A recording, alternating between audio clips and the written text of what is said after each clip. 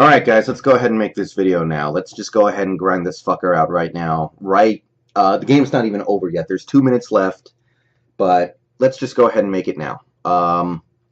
2 minutes left. Arizona State's up 13-7, and they're running out the clock. Game is over, and I just had to watch Justin Miller, I think his name is Justin Miller, get carted off the field. So that's a perfect way to end this game with all the other horrible shit we saw out there today. We now get to add a guy getting hurt on the last meaningful play of the game and probably being done for the season, if what I saw is any indication. So yeah, I'm not happy right now. There's nothing to be happy about when you're talking about this team, really.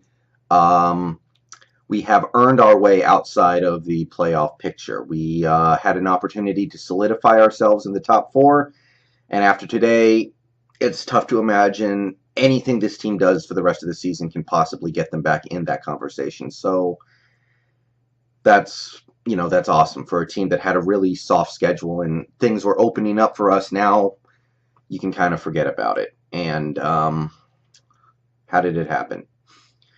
First, before I get into the bullshit,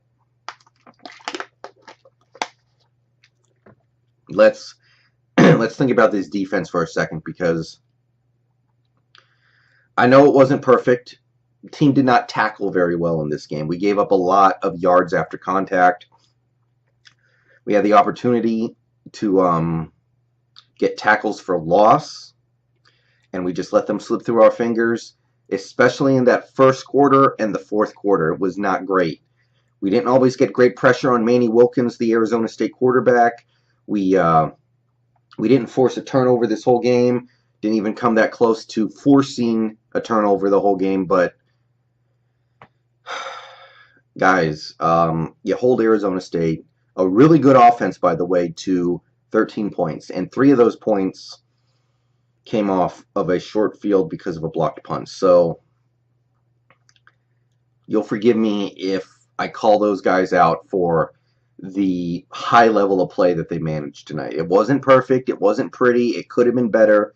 They didn't go out there and win the game, but they put us in a great position to win this game. And to see the other parts of this team completely wasted was sickening. So yeah, credit to those guys. They played hard all game. They didn't always play great, but they played really, really well on the whole. You hold Arizona State to basically 10 points plus field goal where they didn't move the ball at all hardly, and you're supposed to win. So we dropped this game. We're 6-1, and like I said, playoffs are a pipe dream. Who are you going to put this one on? Let's start with the offense. The offense, guys, Arizona State was the 120th ranked defense in all of college football coming into this game. We put up 7 points, probably something around 220 yards, something around there. We really had 3 scoring drives this whole game. Just 2 of them ended because of special teams, which I'll get into later.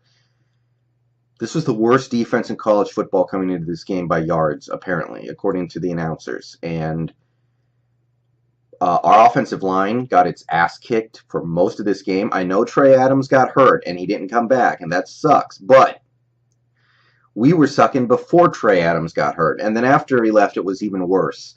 Every time Arizona State dialed up pressure, they were getting it on Jake Browning. Shut the fuck up. God damn fucking ESPN. Every time they wanted to get pressure, they could get it. They were rushing 3 and 4 guys on many plays tonight, and they were still getting pressure. Offensive line got beat down. Jake Browning played as bad as I've seen him play since his freshman season. Just indecisive, running around like a chicken with his head cut off in the pocket, not making crisp and sharp decisions. Lucky he didn't turn the ball over once or twice. And receivers on so many plays tonight were just not getting open.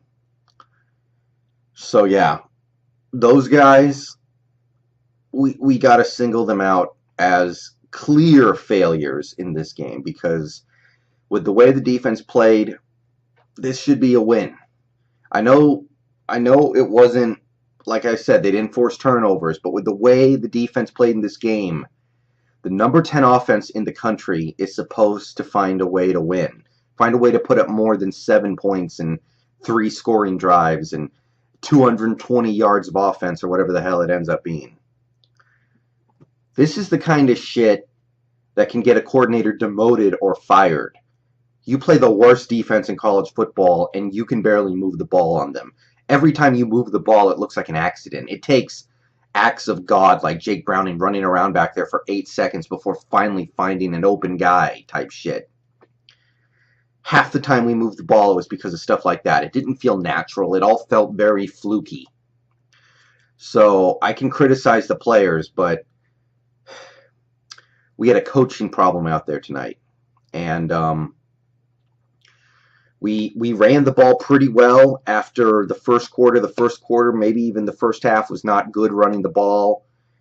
And then that second half, we ran the ball effectively with Gaskin and Coleman, even Salvon Ahmed, and we kept getting away from it. This might have been a good game to just do nothing but run the ball for, 5, 6, 7 plays in a row, but I understand Jake Browning's a good quarterback. It wasn't his night. He didn't have it. He was playing bad. Receivers weren't getting open. The offensive line wasn't protecting him. We should have stuck to the run, and we didn't. And before you knew it, it was 10 minutes left in the game, and we're down 2 scores, and now you're panicking, and then you get a touchdown with 6 minutes left, and the defense is a little worn out, and it's too late. If you get control of yourself a little bit in that third quarter when the offense was moving the ball a little bit, maybe you don't put yourself in that shitty situation. But yeah, we can criticize the players, and of course I do. Coaching tonight on the offense. I'm looking at the offensive coordinator. I'm looking at Coach Peterson. They didn't get it done tonight. They did not. And not just because we abandoned the run, but I'm seeing all these plays where receivers are not getting open. I can't help but put that a little bit on coaching as well. Just playing into the defense's hands on some of these route trees. I see this stuff with the Seahawks every now and then, and at this point I'm kind of used to it. I haven't seen it from the Huskies in a while. I just couldn't believe how inept we looked. Like we were just playing into the, fucking Sun Devils' hands on so many plays. So yeah, the offense is pathetic, and look, I'm not saying that we're going to fire a coordinator. Fucking moth. I don't know if you guys can see that. There's a fucking moth in here. It's been bothering me ever since this game started. Yeah, that's the offense. Pathetic. I'm not saying anybody's going to get demoted or fired because we did have a top 10 offense before this game. All I'm saying is that this kind of effort would get a coordinator demoted or fired on most teams. So yeah, the offensive line, pathetic. Jake Browning, worst I've seen him since this freshman year. Coaching, not putting these players in a position to succeed or in a position to protect their struggles. Special teams, do I even need to say it?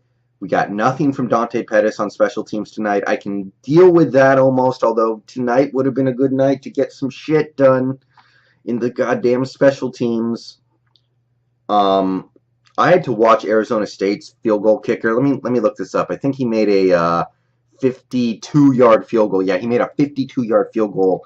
Then I had to watch Van Soderberg, or whatever the hell his name is, come in and miss 2 extra points, 2 slightly long extra points. He missed a 27-yarder, 21-yarder. It was actually kind of cruel to keep putting him out there to try to make these fucking kicks at a certain point. Yeah, we probably have the worst kicker situation in all of college football right now. I can't imagine another team in the league is 5 of 12 on field goals this year.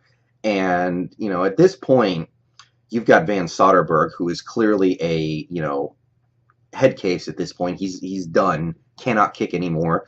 You got Tristan Vizcaino, who was so bad that he lost his job to Van Soderberg. I don't want to see either of them kick for this team again. I don't give a fuck if it's Jake Browning kicking for the rest of this season. It can't be worse. And, you know, there's your margin of victory at the end of the game, by the way. As horrible as this offense played, they played well enough to put 13 points up on the board, and we don't have a kicker who we can trust any more than you could trust some, you know, middle schooler to kick these fucking field goals. So that's the difference in the game. I know it's not that simple, but at the end of the day, offense played well enough to score 13 points. And yeah. And lastly, let's talk about coaching a little bit, because a huge part of what happened to this game was coaching. And I know Arizona State is probably a decent team. They might make a bowl game this year. I know they're not a pushover. I knew that coming into this game. I knew this was probably going to be the toughest game we played all year. But a big reason why I knew that was they were coming off a bye week. They had 2 weeks to prepare, and fuck, they used it. They came out fired up. They came out ready to play. Everybody on that team executed about as well as you could hope for. You know, maybe you could find one or two exceptions, but they converted fourth downs. They were picking up third downs. Their running backs were fighting for extra yards. They hit a couple big plays in the passing game. Their offensive line played great. Their defense, like I said, man, they had the worst defense in college football coming into this game. And there were plays in this game where we got 3 guys rushing Jake Browning, putting all kinds of pressure on him. And then you look down the field and everybody's covered. Everybody just did their job for those guys. And I don't know if I already said it, but credit to those guys. I can't talk about them too much because I'm worried about my own fucking problems, but they did good. They did really good. And the coaching advantage in this game was clear. Those guys came in ready to play. And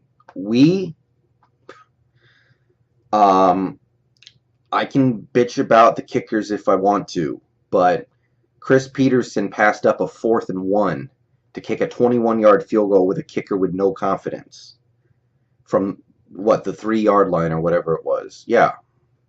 You go for it, you don't get it. Arizona State gets the ball at the 10-yard line, whatever. Actually, not even that. Yeah, they get it at the 3-yard line. Your kicker's already missed a 27-yarder. I don't know. You know, I would give my life for Chris Peterson. I love that guy. He saved this program, but that was not good. That was not good. And now here we are. We're 6-1. We can still win the conference, but I'm telling you right now, that's not going to be enough. Winning the conference this year, winning the Apple Cup, going 12-1 or whatever it is going to be if we do end up running the table like that, it's not going to be good enough this year. We are now looking at a situation where we need help. And beyond even that, I wonder if this team has serious problems now, because I can understand maybe sleepwalking for the start of a football game. You know, you're thinking this is going to be an easy game. Arizona State's not that good. Just roll in there, take care of business, get out. Guys, that's the shit you wake up from at halftime. When you go down 13-0 at halftime, you wake the hell up. And in some aspects, we played better in that second half, but I did not see a team that had woken up. All right, this video has gone on too long, but I had a lot to bitch about. Yeah, not happy with this at all. And yeah, a lot of the air just got let out of the balloon that is the 2017 Washington Huskies. All right, another game next week. We still have a lot to play for, but this is not good right now, and I have a lot of questions going forward about the offense and the special teams. See you guys later.